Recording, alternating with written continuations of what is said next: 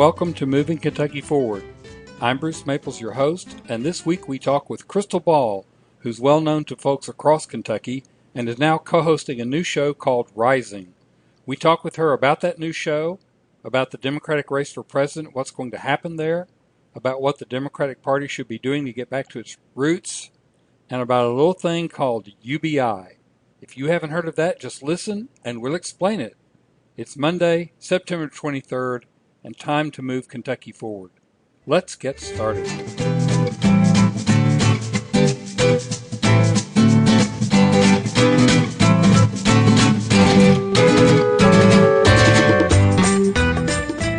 We're talking with Krystal Ball, former businesswoman, political candidate, political pundit, and now co-host of the Hills Rising show, which I think is a really interesting development that we want to talk about. Welcome back to Moving Kentucky Forward. Well, thank you for having me back. I'm always glad to do it. So, real quickly, catch everybody up on what you've been doing in the last little bit and tell us a little bit about your new show, and then we'll get to politics. Sure. So I host a morning show. It's called Rising, and it's part of thehill.com. So you can find us, just in terms of logistics, you can find us on thehill.com's website, or where I like to watch is we have a YouTube channel, the Hill's YouTube channel. You'll find Rising there, and everything, it's a nice watch experience on YouTube. So we're a little bit unique because I'm on the left, and as you know, my politics sort of, on the populist left, and my co-host is a young guy named Sagar Enjeti, and he is on the populist right. So it's a much different dynamic than I think exists on any other show. There's actually a fair amount of overlap in our views with regards to economics, and we both have kind of an anti-establishment take. So what we've found works really well for us and what our audience is excited about is when we do stories that are not on cable news. So we don't do a lot of Russia and the president. We don't do a lot of, we talked about this whistleblower story, but we talked about it from a little bit of a different perspective. We cover the Democratic primary and the sort of currents there and what it means for the future of the party and the country very closely. And I have to tell you, it's been so much fun to do. Sagar is a wonderful partner and co-host. I think the conversation is very different than what's happening anywhere else. And the audience response has been absolutely amazing. Like, the growth over the past 3 months has been astronomical. So clearly something we're doing is resonating with a group of people out there. So it is a daily show, correct? It's daily. Yes, every morning. And if you're looking on YouTube, we post everything in the morning at 10:30 a.m. So that's the time to check in and see what we've done for the day. But it's not a fixed time, and it's not a broadcast channel. It's a Correct. Digital posting. I just think that's very interesting, particularly that you've gotten a lot of traction, because it seems to me that we're in a future, and I don't want to delve off too far into this, but we're in a future of asynchronous media, where everybody likes to get their media when they want to get it and not have to be tied to a certain time. Yes, and our demographic, I come from a cable news background in MSNBC, and so it's been a very interesting adjustment. Our demographic is totally different. It's very young. The average age of our viewers is 30 years old, whereas cable news, it's 65 to 70 years old is the average age. The other thing that's different, though, Bruce, I'll tell you, is, right, people are making dinner, they're dealing with their kids or whatever, and that's just what's on. So I always found there, if I was going to do an editorial, a monologue or a rant or whatever you want to call it, I could make really one point and bolster it, but repetitive, just because people weren't paying that close of attention. On YouTube, online, people have their headphones in, and if they're watching your video, they showed up specifically to hear what you had to say in that segment. Right. So you can make a little more complex argument. You can make multiple points, and people actually hear and take in the specific language that you use. So that's been kind of cool. You get so much audience feedback, right away, who your people are, what they think about what you said. what else they want to hear from you and all of those things. And it just gives you a much greater sense of connectivity with the people who you are, who you're talking to in every day in the segment. So I'm like, you can probably tell my enthusiasm. I'm having so much fun doing it. I get to be creative. I'm not censored at all. We take a very anti-corporate, anti-establishment view, and we've been allowed to do it. So it's great. Anyway, we can move on from that conversation. But yeah, it's called Rising, and it's over at the Hill. The YouTube channel is the place to find it. And I will link to it in the show notes as well. Awesome. So let's talk for just a minute about politics. I want to talk for a minute about national, but then I want to also see if you have any read on state politics. So nationally, you were a big Bernie supporter in the last presidential election. I think you still are a strong Bernie supporter. Where do you see the Democratic Party at the national level going in preparation for 2020? Well, I am a fan of Senator Sanders and always have been, and I kind of like all the candidates that most of the media hates. I like Andrew Yang. I think his ideas are really interesting. I think the fact that he's put automation as a threat to American workers on the table is really important. I like Tulsi Gabbard's voice in standing up against endless, regime change wars overseas. But the thing that I've always liked about Senator Sanders is that he truly is a representative of the multiracial working class, and that he put economic issues at the center of what he's talking about, which is that's the great unifier. Everybody cares about their family and their ability to get by. So it's one of the things that I think a lot of times the pundit class doesn't understand in his appeal, and why he's able to do well in industrial Midwestern states and states that have struggled economically is because his economic message really connects, and that's what people focus on. So that's kind of my view there, and why I've always appreciated his approach, and also his view of how to make change is basically by giving power to the working class and trusting them to make decisions in our democracy, rather than sort of let me consult a group of experts and tell you what we're going to do for you. It's more, let me give you the power so you can take control and do for yourself. So in terms of where the primary is going, I am very much of the view that it is a three-person race. It is Sanders, Biden, and Warren. And I have no idea where it's going to go. I think there's a good chance that Biden is able to hold on to his support, which, I do believe is somewhat soft and based on this false idea, in my view, that he's the most electable, but it's what a lot of people believe. And I could see him holding on to that and winning. I could see a scenario where Senator Sanders, who has the strongest support of any of these candidates among Latinos, is able to build out his sort of working class base, especially if Biden were to slip. There's a lot of overlap, surprisingly, in their coalition. So if he falls, I think Sanders could be a major beneficiary. And I could see Elizabeth Warren, who has had some recent polling that's shown she's struggled to move outside of sort of white, affluent voters. Some recent polling shows her making inroads there. So I really think between the three of them, it's anyone's game. And the media, I believe, has really strongly lined up behind Warren. That's going to help her. I think as Kamala Harris and some of the other contenders who have strong support among affluent white liberals stay to the sidelines, that will benefit her as she consolidates that support. But, I really think it could go any one of those three ways. Do you think that a vice presidential choice announced during the primary season could make a difference?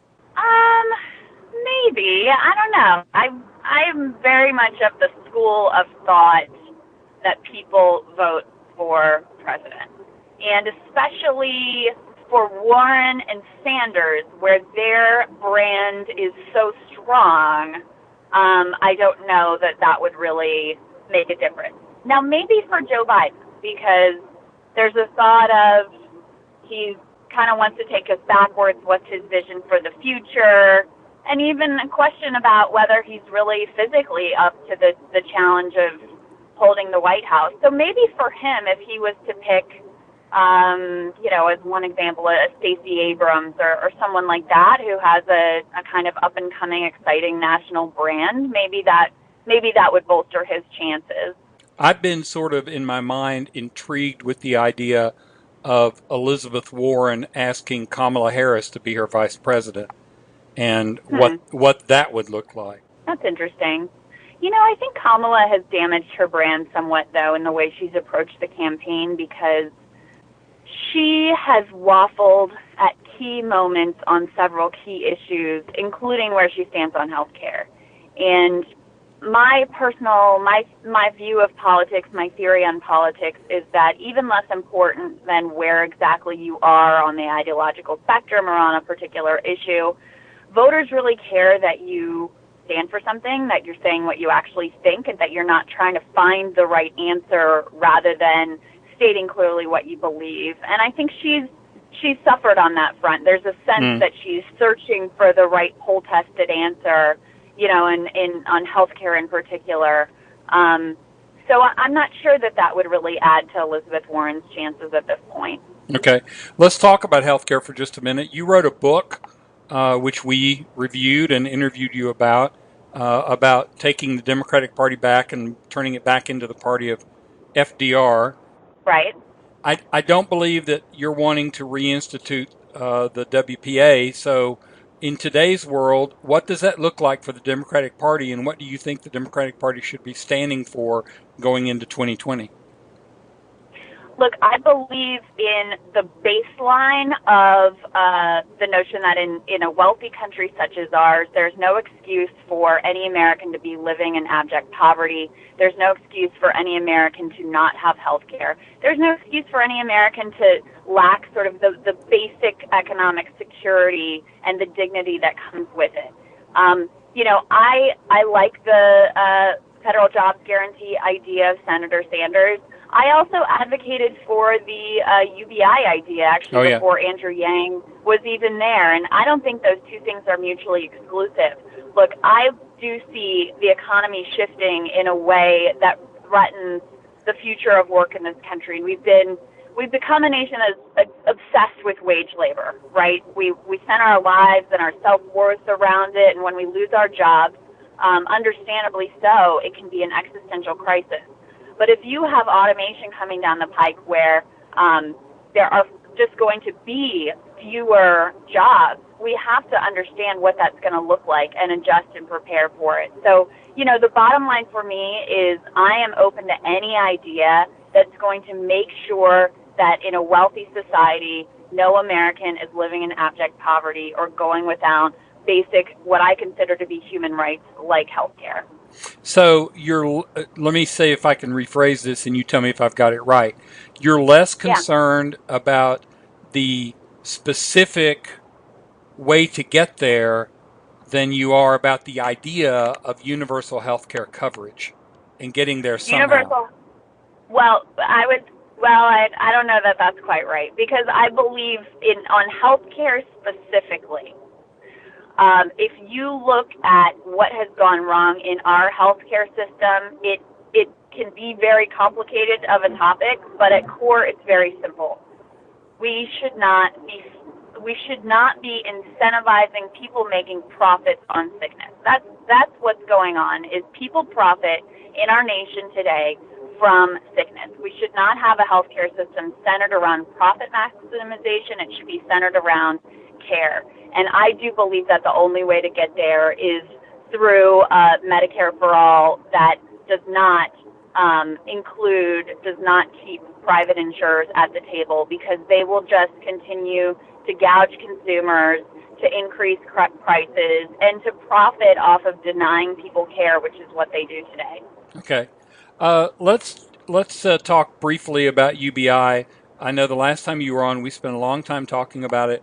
At the time I talked to you last, and I'd have to go look and see how long ago that was, there was just almost no discussion of it. And I would go up to elected representatives and say, "Are you thinking about it?" And they would look at me and go, "About what?" They didn't even and one of them specifically said that has no chance of ever being approved in Washington. Do you Yeah. think that has changed? Do you think there is more talk about it now? Oh, absolutely. And I give Andrew all the credit for expanding the Overton window on this. Now, look, is UBI going to become the law of the land in the next couple of years? No. But now, if you went back and asked those same representatives what they thought, I bet you they'd have an answer for you. They would have thought about it. They would have some kind of position. You know, they may even have some kind of openness to it. So he has really moved the conversation forward on that in a big way. And I'm all for, we've got a massive transition going right now in this country and really in the world economy. And the more ideas, the more serious ideas that are up to the scale of the challenge that we can put on the table, the better off we're going to be. So, just for the sake of anybody who's listening who doesn't know, UBI, Universal Basic Income, the idea that being a citizen of the United States gets you a certain base level of income because of the threat of automation. Would that be correct? Yeah, I think that's fair to say. Andrew Yang's specific proposal is for something he calls a freedom dividend, which is $1,000 a month, which I think he sees as sort of, going to be able to live off of $1,000 a month. But let's say that let's say you're an artist, right? Let's say you're a creative. That gives you a little bit of a cushion so you can pursue your passion in something that's really beneficial to yourself, to your community, and not have to just go for the job because of the money. So it's that. It gives workers more power because they know they can tell an abusive employer to shove it, and they're not going to completely starve. It's just it's a cushion. It gives people options. Is the way that he looks at it. It also fundamentally, it's funny. I actually interviewed Andrew Yang this week, and there's been a little bit of a back and forth between him and Bernie Sanders on UBI versus a federal jobs guarantee. And what Andrew also says, which I agree with, and I think probably made the case for in my book as well, is that UBI is a way of valuing the kind of care that that I've done as a mother, right? Care, and also the care that people do for their family members, their elderly family members. There's a lot of work that is done in this country that is not technically a job, right? It's not wage labor, but it is incredibly important and valuable and meaningful. And so shifting your mindset to actually value those things, to me, is a positive step forward. UBI probably needs to go hand in hand with universal health care coverage because absolutely. Otherwise you've got your money going to your insurance. Let me ask you real quickly, any thoughts on, you said that you all don't talk a lot about Trump and Russia and so on and so forth. You're focused more on other issues. But do you have any thoughts or any sense of what people are thinking about this whistleblower thing? Is it seen as big an issue among the people that you talk with as I am seeing? Yeah, I think it's a big issue. I think, the president is shameless and a liar and completely abuses his power and exploits his power. But I also think that there's a fixation in the elite media on his corruption, justifiably so. But I think a lot of people out in much of the country feel like, yes, he's more brazen, yes, it's more over the top, but these people in Washington have been dirty for a long time. And so it doesn't land with quite the same punch as maybe those in the media want it to. So, yeah, it's a huge story. It has big implications for Joe Biden, who it looks like Trump was basically trying to blackmail Ukraine into launching some investigation of Joe Biden and his son and whether there was any corruption or pay to play involved there. It's a horrible, it's a absolutely horrible thing, and yet people's eyes glaze over because they have such disgust with Washington to start with, and because Trump is so routinely awful that it's just hard to even keep track of all of his many crimes. Let me chase that one more point, and then I want to move to Sure. Kentucky politics. some of us, and you see I'm using the word us because I count myself in this group, some of us are concerned less about the individual incidents and more about a slide toward autocracy and a threat to our Yep, democracy. Would you put yourself in that camp? 100%. And I would also put myself in the camp of Trump is not an aberration. And where I think some people get it wrong is to fixate only on getting him out and thinking that just getting him out is going to be enough. It's not enough. You have to, what is far more powerful than Trump himself, who, I don't want to underestimate him. He has a certain skill at propaganda and at this kind of, authoritarian style of communication that is actually very effective and powerful in its way. But he's also a bumbling buffoon who's completely incompetent and hasn't been able to accomplish even the most basic of his campaign objectives. So what is far more powerful than Donald Trump himself is that movement that wants the strongman leader, that is looking for that authoritarian in the style of a Viktor Orban in Hungary or a Bolsonaro or a Bibi Netanyahu, right? I mean, we are not alone in seeing the rise of these types of far-right authoritarian leaders. So to me, what we have to do is not just get Trump out, but we have to deal with the underlying causes of what led people to think that this guy would be a good idea to start with, which is a long time in the making. And, the Democratic Party is not without sin in this area either. Mm-hmm. The Democratic Party became too enamored with corporate donors and big money so that they could fund their campaigns, didn't put working class people first, had a lot of contempt for, our brothers and sisters in places like Kentucky. And who's going to vote for a party that has contempt for them? Right. I'm not talking about the local Democratic Party in Kentucky. I'm talking about the National Democratic Party.